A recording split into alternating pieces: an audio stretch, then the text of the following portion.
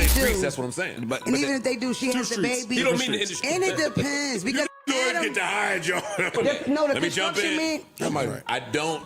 But Joe, let me ask you this. I do want to go talk about That's the rumors a little because different, the rumor that I know is Dog, there was rumors when On the Joe Budden podcast, Mona interacts with the majority of the cast after being shut down.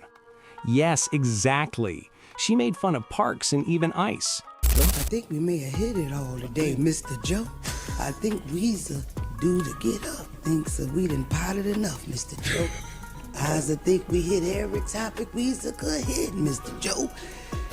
Are you sick, Mr. Joe? You got a cold? We sick. We's sick, Mr. There are a lot of parallels between Mona and Melissa Ford, in case you were wondering how she was included in the Joe Budden podcast after the Melissa Ford era. One is that she is frequently questioned about her sexual activities, such as in this back and forth when they inquire about the number of her body parts. Tell my number because nobody would believe it. I believe anything you say. I'm still not giving it. Mona won't discuss it anymore. She is not required to discuss it, of course, but it merely demonstrates how Mona and Melissa Ford are similar in several ways. The frequency of her interruptions is another similarity to Melissa Ford. She was having trouble getting a word in edgewise in a few of the clips I laid out. Additionally, it seems that the Joe Budden podcast is now having trouble incorporating the female voice. It will take time to see if Mona can figure out the code, but historical data indicates that even for someone like her, it will be difficult. I wonder whether she will become frustrated at some point. Additionally, she can disrupt the show in ways that could cause them to cut her off or simply view her differently, which would destroy the chemistry. Do you recall Melissa Ford's initial introduction to the Joe Budden podcast? They loved her at first, but as time passed and she began to fight the dogpiling with her own protection mechanisms, they came to despise her. But let's face it, Mona is not Melissa Ford in the sense that she lacks the capacity to stand up for herself, exercise agency, and not turn to others for support.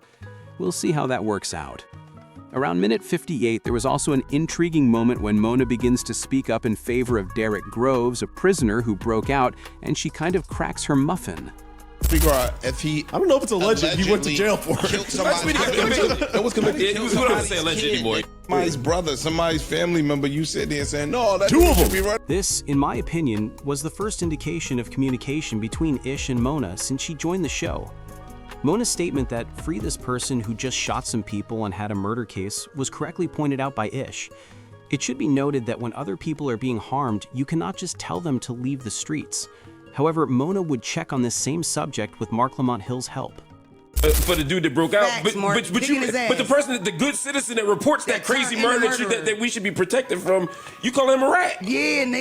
Yeah. Stupid. You talking about we can't kill people, but we can't tell, but we can kill people. Right, exactly. You put your nose, your little red nose in the air because we were saying free a killer, and you over there like never rat, never will, never ran, whatever. Meanwhile, the dude.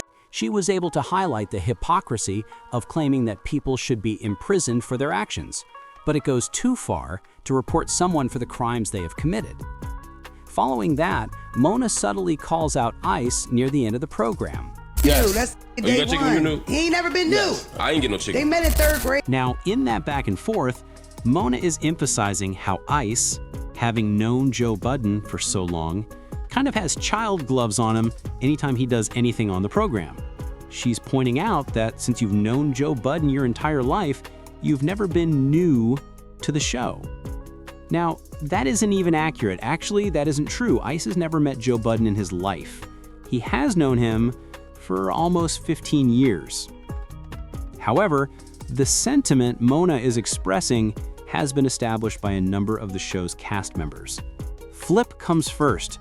Yo, we can't really get at you the way you talk to us because if we get at you, Joe's gonna be Captain Save-A-Bike, Flip said to Ice, as you may recall. The same is true for Ish. Recall his statement. Yo, whenever you diss Ice, his entire mood changes. The same would be said by Imani. Therefore, it's a recurring subject for each new co-host to notice how Ice is treated. Additionally, I frequently express on this channel that Ice is putting on child gloves. Additionally, Joe has been putting more pressure on Ice in recent months, but I continue to believe that this is merely a front to provide the impression that fair practices are being followed.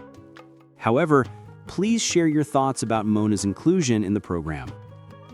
Why Mona hasn't started her podcast still baffles me. For example, why don't you create your own content if you're on a show that will likely have the most exposure of your life? I understand that she recently left Breakbeat Media, but where will you host your program when Uman leaves? She didn't seem to have a plan for the launch of her program, nor did she seem to understand what hub meant.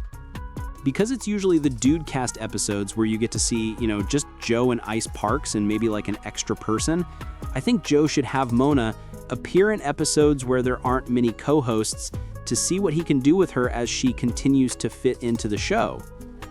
Since I genuinely believe Mona is incredibly dynamic and possesses a comparable potential to be as dynamic as Queen's Flip, I would love to see her at the podcast with not many mics. However, Mona has an advantage over Mark in that she can provoke discussion, introspection, and other things in a manner that I don't believe any other co-host has ever been able to do. Mona has the ability to take you on a roller coaster of emotions, which can be humorous at one point and make you consider melancholy at another. Joe Budden still appears to be enamored with Mona's arrival. He just had a hard-eyed gaze on her saying, "Oh my God, I finally got a woman co-host." However, I would say that things will quickly go south if you can't incorporate her in a way that works. Joe Budden uploaded a picture of Mona on the balcony on his Instagram story, and occasionally I wonder if he's attempting to make fun of a previous cast member.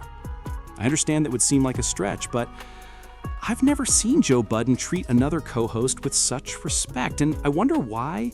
Yes, you're glad she's there, but are you doing everything you can to help her succeed? Now, in terms of fan reaction, it's frequently challenging to measure a vocal fan base such as the Joe Budden podcast fan audience, because there will always be those who think she's awful. It's difficult to reach an agreement because there will be those who think she's fantastic. However, the most common perception of Mona, in my opinion, is that she at least has strong opinions.